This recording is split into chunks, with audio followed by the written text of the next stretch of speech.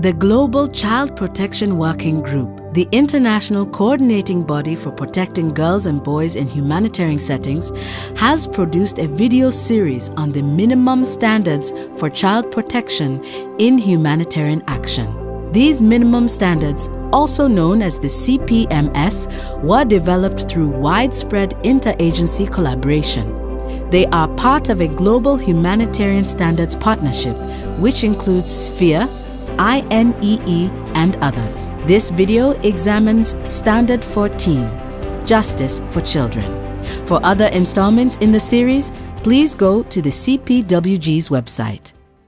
Children in contact with the justice system are often overlooked in a humanitarian crisis. Standard 14 requires us to modify the ways we have been working and to take specific actions to include them in our response. Standard 14 states, all girls and boys who come into contact with the justice systems as victims, witnesses, or alleged offenders are treated in line with international standards.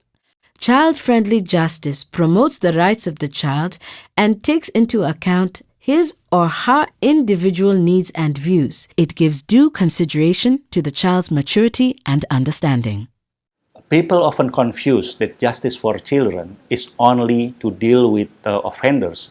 People have to understand that it's also for victims, it's also for witnesses, and it's even for any children who become beneficiaries in any process in justice system, either formal or informal.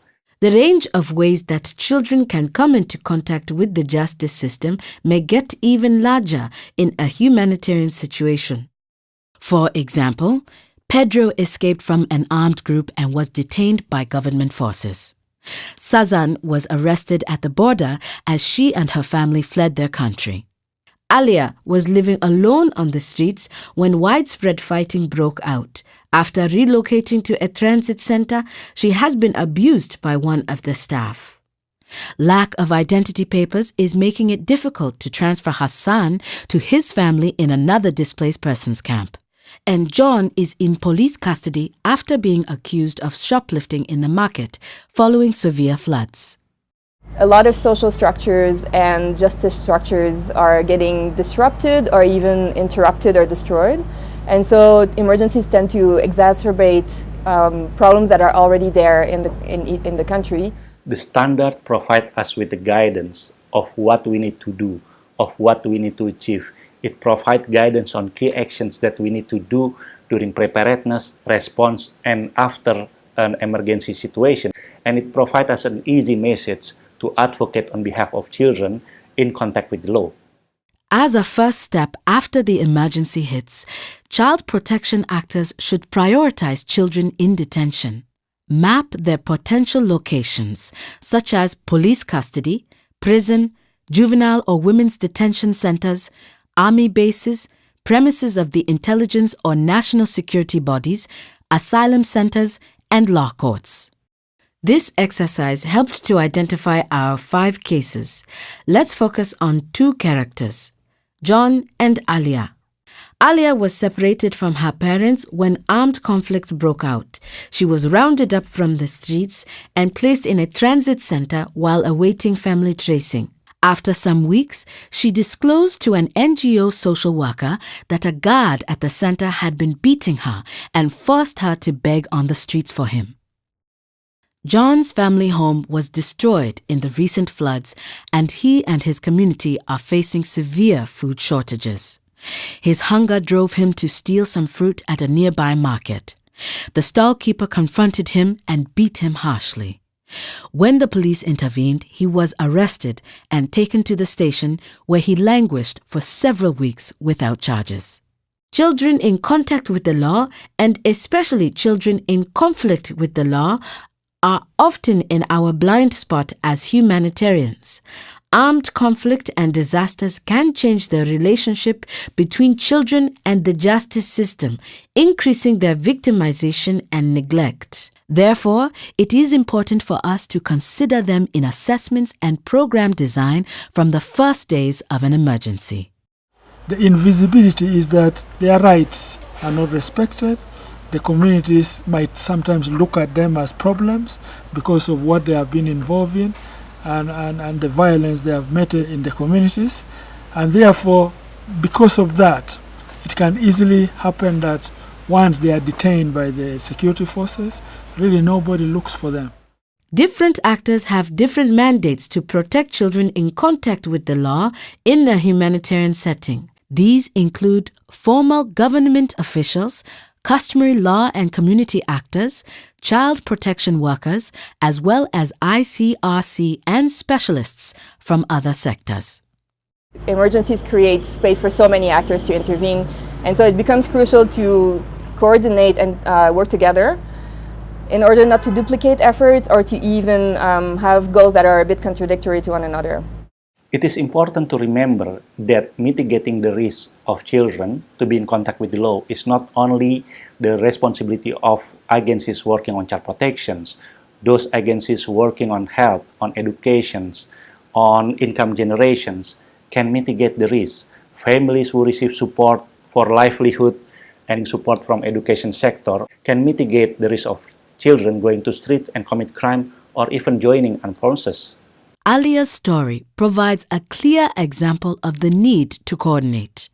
After discussing matters with the girl and informing her about her rights and legal options, the NGO worker needed to coordinate with the transit center management, police, prosecution, and health services. Often, we need to involve actors in both the customary and formal justice systems. We have to work in both in parallel because they are complement each other. We can't work for formal alone or for informal alone. According to us, we have to advocate to implement the juvenile justice system. At the same time, we have to take in consideration the informal or the customary justice that's in place according to the community. Contact with the law can lead to a range of problems, such as beatings, torture, and sexual assault, prolonged separation from family, hunger and physical hardships, and psychological abuse. An emergency adds stress to the system and increases children's vulnerability, particularly to arbitrary detention. Thus, it is important to act with urgency and to systematically include children in contact with the law in our humanitarian interventions. Having effective standard operating procedures enables us to quickly induct new people so that they have a reference of what happens, what to do, who to ask for what, and where to go if you are in need of any information.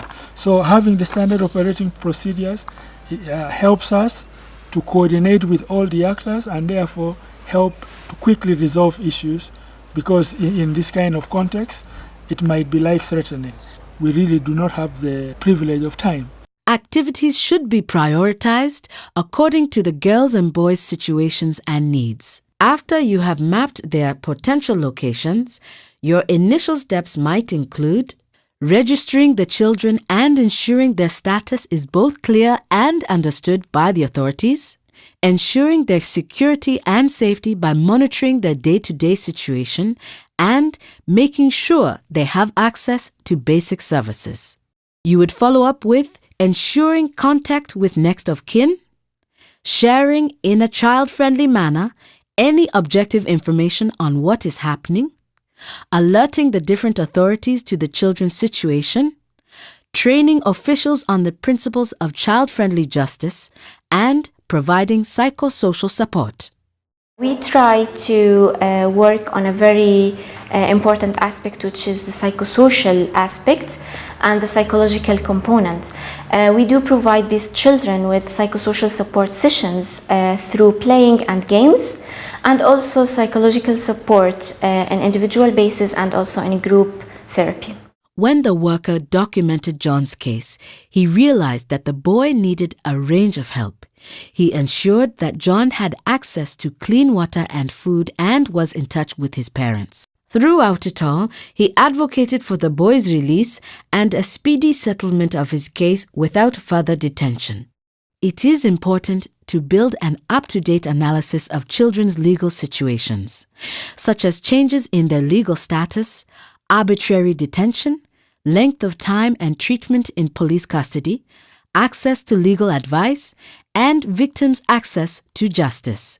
This can be done by pairing the information of individual cases with statistics and other data from all actors. Data is important for effective and targeted programming, especially in an emergency. We need to have information about children in detention, the number, information about the type of offenses they have committed, and also the information about what services are available for them. For example, availability of a lawyer in a location and access of children to the legal service. When there is proper preparedness and response, emergencies can actually provide opportunities to strengthen the justice system.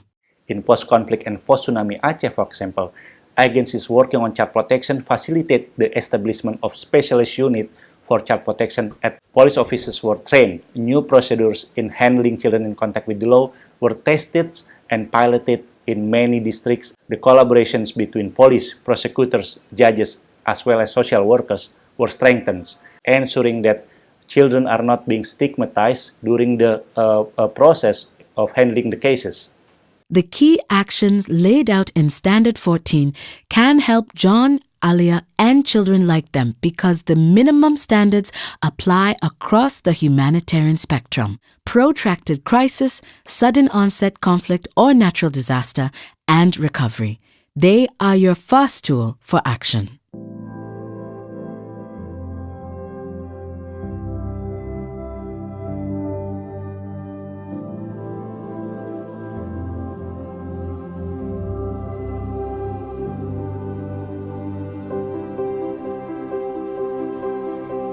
Other installments in this series focus on how to use the CPMS and on the specific standards for addressing needs. The CPWG provides support for applying the standards, such as mainstreaming briefs, guidance on contextual adaptation, and training packages. For more information, please go to cpwg.net/minimum-standards.